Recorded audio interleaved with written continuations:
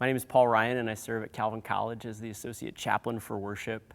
And that means I'm a worship pastor on campus. I oversee our daily chapel services as well as a Sunday evening worship service. And I oversee a team of students called Worship Apprentices who I mentor and train in worship leadership.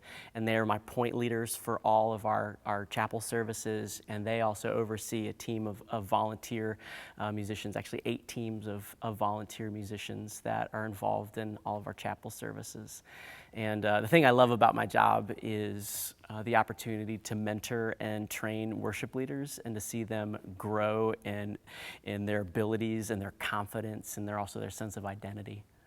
Well, there's such a wide variety of approaches to leading worship depending upon the denominational background, the styles of worship in which communities might participate in. And so you could have a student who might come to me and their idea of worship leadership is with a guitar and with a microphone and standing on a stage and with bright lights and amplification.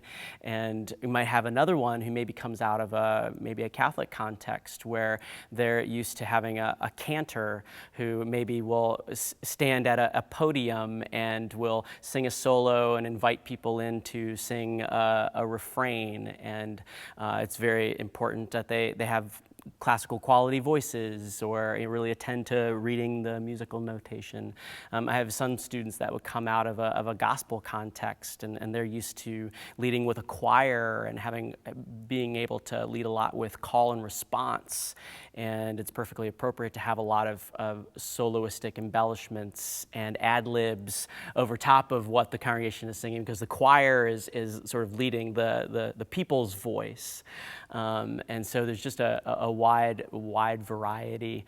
I find there are some students who have never really experienced someone who is actually up front leading worship. Worship leadership means sitting behind an organ or sitting behind a piano that's sometimes out of view, and it's the people's voice. And so to talk about being up on a platform and leading people can be really scary and intimidating.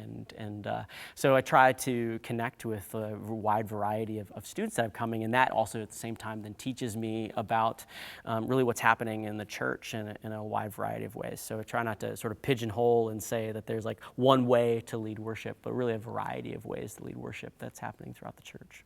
Well, one of the things that I see, one area of growth that I see in teens when they come to college is for many of them, their experience in worship, which they love and oftentimes will cherish, it's hard for them oftentimes to see beyond that.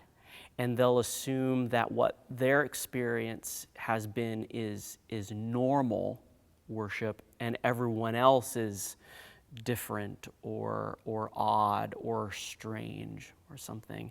And some of this is developmental for them to be able to see things from the perspective of other people.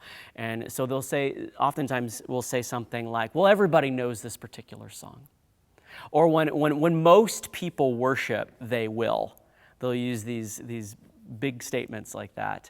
And I try in my work with them to try to help them not only just to tell them, well, there's different ways, but to have them bump shoulders with other people who for them has a different normal, right? And then they begin to see that, well, maybe we're all just kind of odd and weird, and let's learn from each other and begin to expand that perspective out. And I find that, too, once they have an opportunity to actually talk to each other and learn the sort of, well, why do you do that?